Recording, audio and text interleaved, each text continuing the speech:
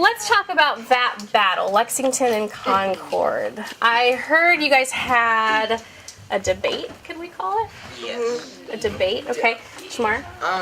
It was a battle between, it was basically a battle, first battle of the Revolutionary War, Lexington and Concord, and it was debating about the picture. It seemed like the British soldiers were firing upon the weak colonists. Yeah. Okay. What was your debate about, Eric? It was mainly about what you think each message is, like which one was true, what it shows. Like there was one with like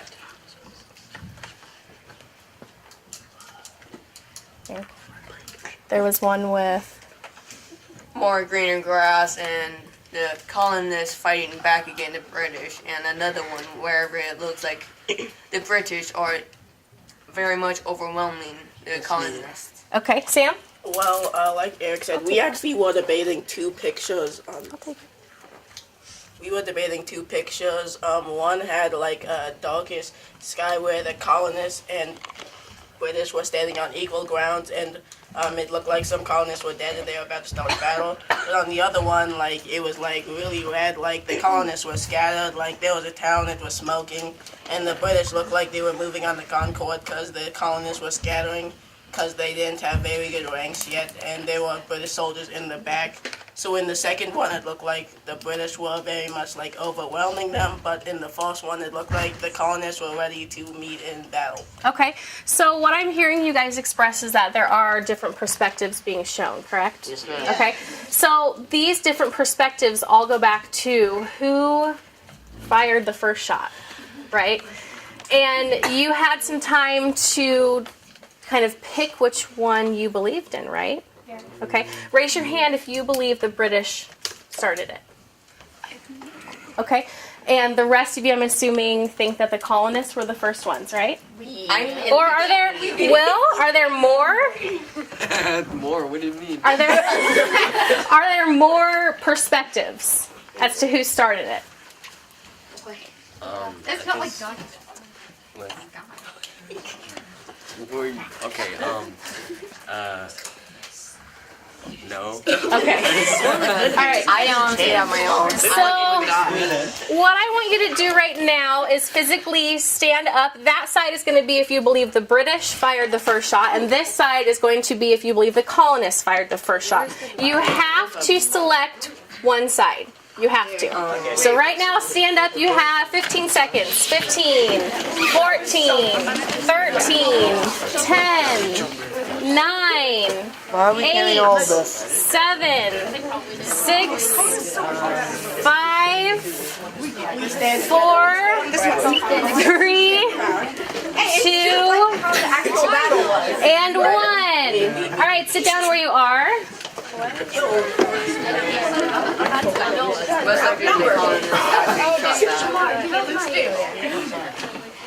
So something that we work with in 7th grade is the power of debate and how that can really affect your audience. Okay. It was. Carter moved it. Okay. It's all right. So we talk about the power of debate and how that will affect both sides as well as the audience. But in order to have a successful debate, you have to have knowledge of the events, and you have to have knowledge of why you think that you are correct and why the other side also thinks they are correct. So you have to know all of it in order to back up your one side. Okay? So what we're going to do today is we have some different stations for you. And at each station, you are going to be doing something different. Okay? What I do want you to do is be in groups of 6. Yay. Okay? So we have larger groups. It should work out. We will have one group of... Do you think 5? One group of 5? It's us. Oh, well that works. Wait, hold on. This is You have not picked your side yet? Okay, so let's talk really quick about what centers you're going to have today. The first center over here, you're going to be working on your IRP, and your focus is going to be on the first piece of your IRP, which is the beverage. Okay? You had this document available to you when you first started the first IRP, and I think only a few people used it. I know Eric. Used it, Yes, and you did a fantastic job. And so what I want you to do with your IRP novel is to complete this paper. What this is this is the plot structure, but it's outlined in a way that lets you write about your specific book. Okay, so when you come here to work on your IRP, you have to complete this worksheet. This worksheet is going to be for a separate grade from your IRP. Okay? When you come to the circle table here, what you're going to be doing is something called a raft. Has anybody completed a raft before? Ooh, how exciting. A raft is role, audience, format, and topic. You have two options for your role. You can either choose to write it from the perspective of a colonist or from the perspective of a British soldier. Your audience, you have to decide that part. Your format is a diary entry. So in your journals, you will be creating a diary entry, and your topic is the first shot. So who fired the first shot? How you choose to write about it is going to be completely up to you. Okay, this is that freedom of choice and creativity. There are two examples of journal entries already over there on the table for you to look at, so that's what you're going to be doing there. When you come to this table here, you will be doing a web quest with your computer. This has the link right here. You'll type in that link, and then you're going to work on researching the battle from both perspectives. Make sense? Mm-hmm. Okay. When you come here, what you're doing is something called just the facts. So this is nothing but facts, no opinion, and I'm actually going to be working closely with you over here developing your ability to do presentations. From what I saw in your science presentations, we need some more support there. All right, so I'm going to be kind of instructing you and guiding you on how to properly do a PowerPoint presentation, okay? And then the last group is all the way back here. What you'll have is a poem, and you're going to analyze that poem for cause and effect.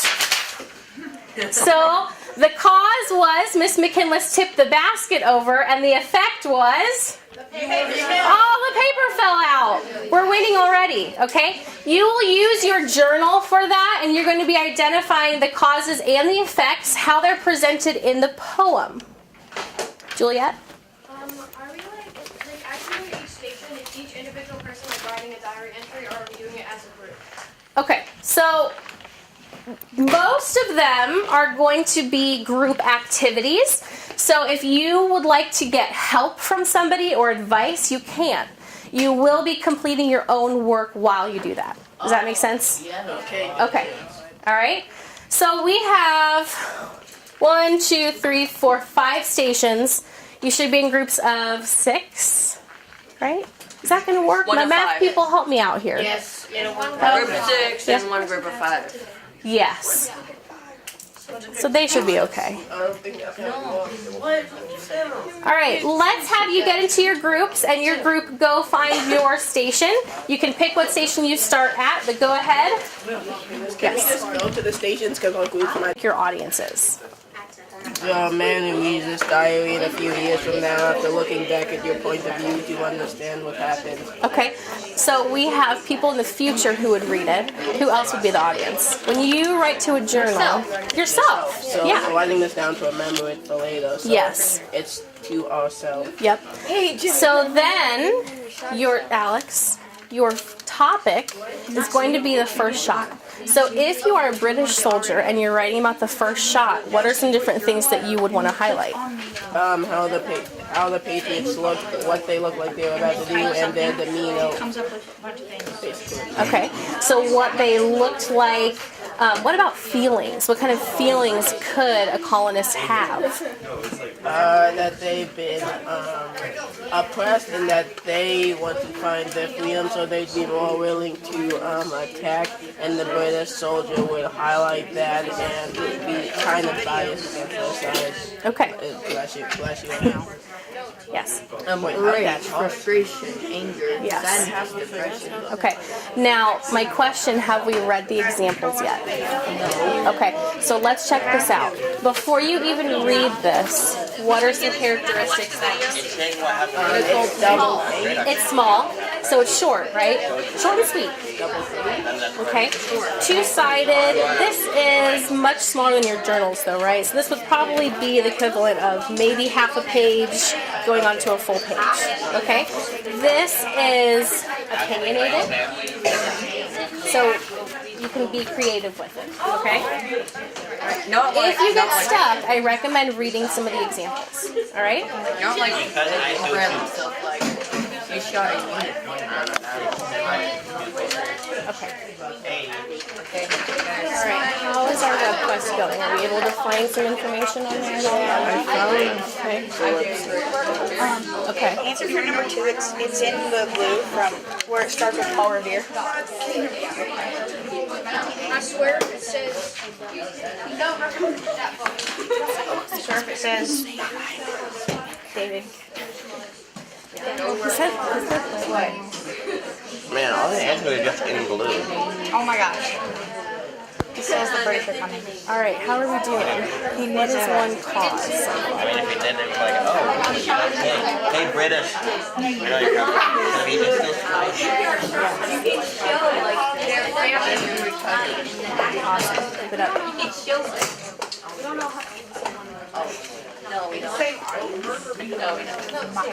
Gentlemen, this is done independently, so you are each at your own desk, okay? And you are working on this independently. All right, ladies.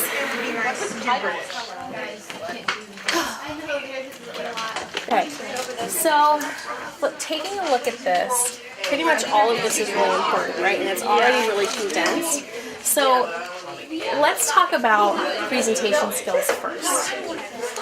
What I noticed during presentations for science is that the slides were like overwhelmed with words, right?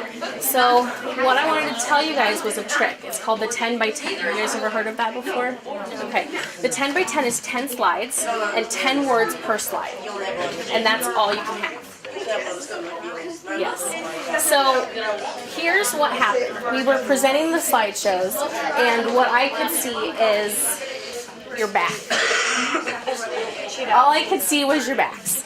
And why is that? Because people were reading it. Yeah, because you were reading it off the screen.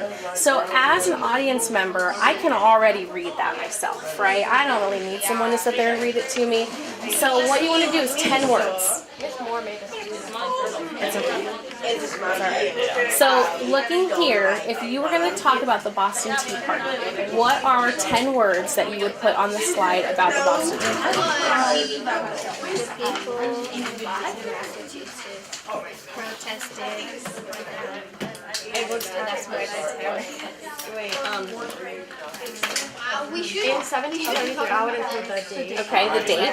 Okay. The people of Boston, Massachusetts. Okay. So what I think would be a good place to start is looking at all these bolded words, and maybe we could make a slideshow that's 10 by 10. So 10 words per slide, okay? And looking at just picking out the most important pieces.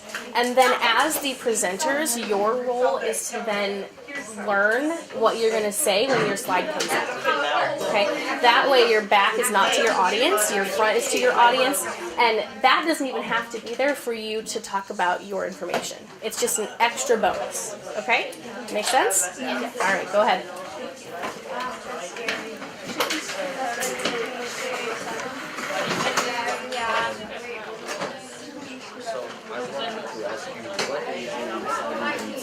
Okay, so an enticing incident.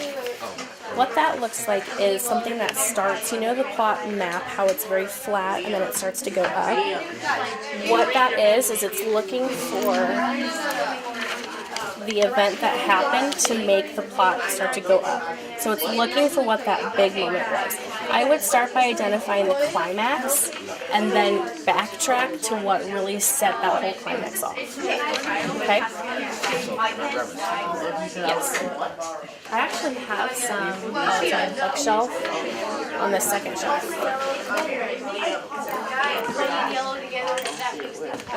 Should we want to make some of the kids? So I'm going to explain what I'm doing.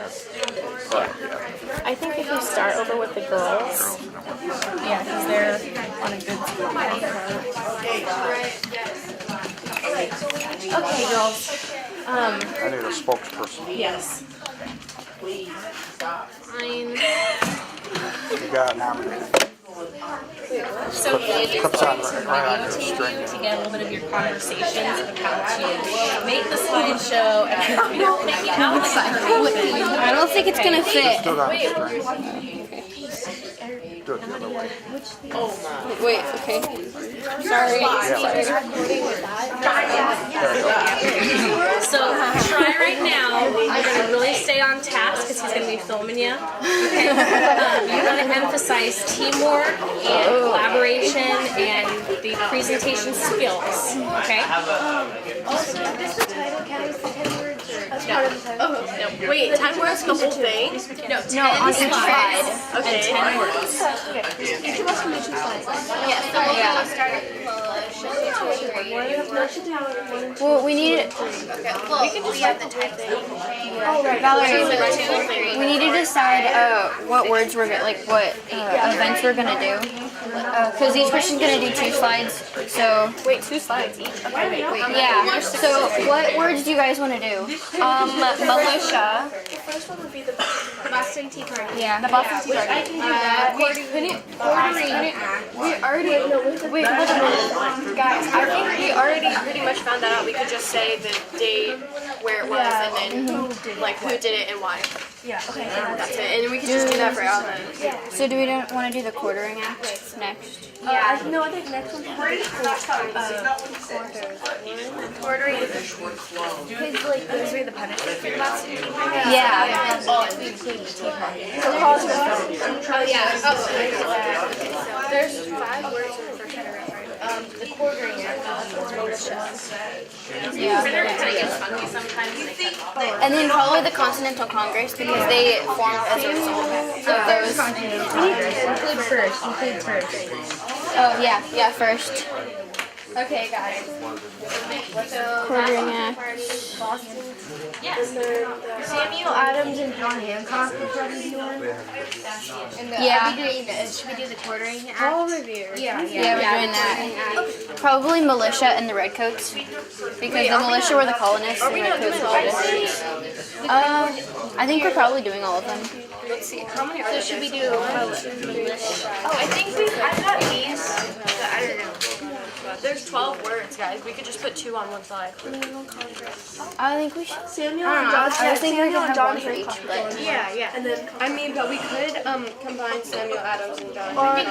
so we should do yeah. Because they were for leaders the title and then and they were the same leader. yeah. And then April 19th. Juliet was thinking we could have John Hancock and John Adams on the same page. Old North Church to alert Paul Revere that the British would march, and so swiftly Paul rode through the dark tree fields to call for the fighters who would not show their heels. Okay, so yeah, so when the 2 lamps were shown is the cause, but the effect would be, wasn't it when it says to call for the fighters who would not show their heels? Yeah. Yeah. Did they just like leave 2 lamps? I don't know. I think it. Maybe. Does 2 lamps have to do with any of this? I'm not really sure. It might be metaphorical, like representing something. What's the word I'm looking for?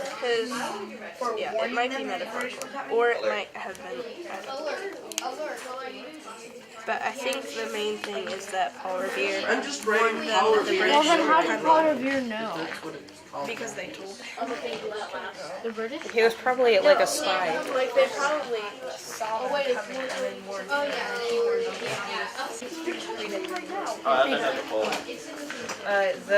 The message. Oh, okay.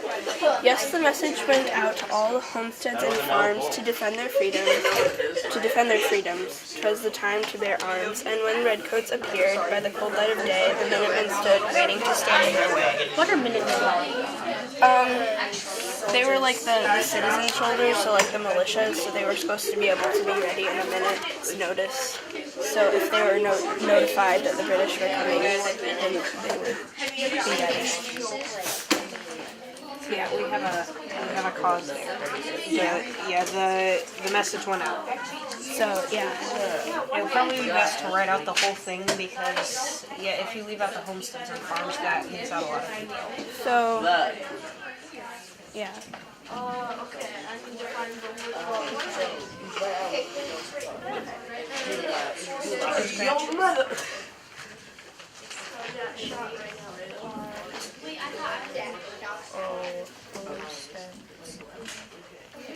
Is it still November?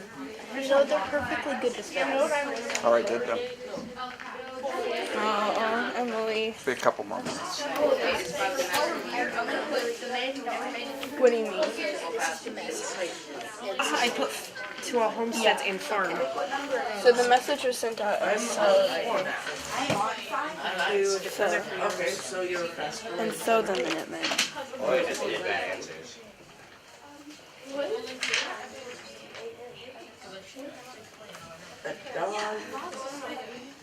Yeah, I think the best place to stop at the minimum would be to defend their freedoms.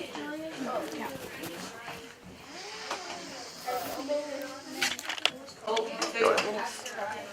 So Alex, you're not writing, you're listening to our story, okay? April 20th, 1775. I'm taking the perspective of a colonist. So.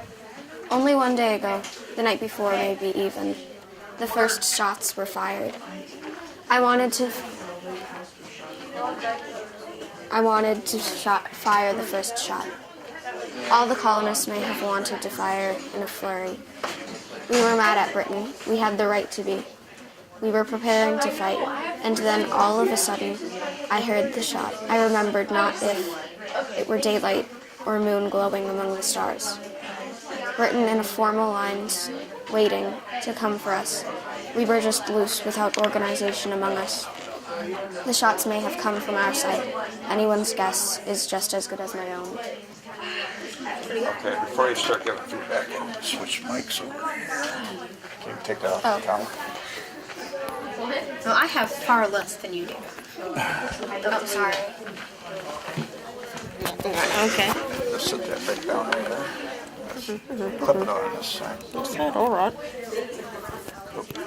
What's that Yep, little? like that. There it is.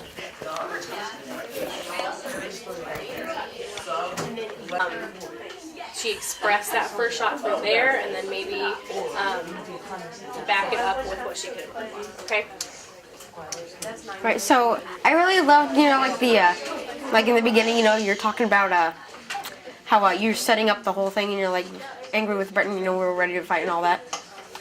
Yeah, I really found that really interesting, and your wording is really nice. I really like that as well. And the one thing that that really glared about me, because I just was looking up some facts of it on the computer, and I figured out that you were saying you couldn't remember the person couldn't remember whether it was day or night. It was actually dawn. So yeah, that's that. I just wanted to say that. So Alex, let's try to say that again without the uhs and all that kind of stuff. Well, that's Okay. impossible. No, it's not. Because now you know what you want to say. So you Say it can again. start by saying, I noticed in your writing that your character was not sure about day or night. You can say, from my research, I know that it was. Nice. Try it. All right, so Got this, dude. I really liked how you used, really nice wording, and I also liked how you, dang it, Alex. You got this. No, I don't. I You don't. do. I don't. So right now, you don't have to repeat all the good stuff because you rocked it. Now we're just going to focus on this is what you can improve it. So I noticed your character wasn't sure if it's day or night. Okay. Alright, so I saw, while we were reading your thing, while you read that to me, I couldn't help but notice that your character wasn't sure exactly whether it was night or day. I actually did some research earlier, and I figured out that it was dawn. So, yeah.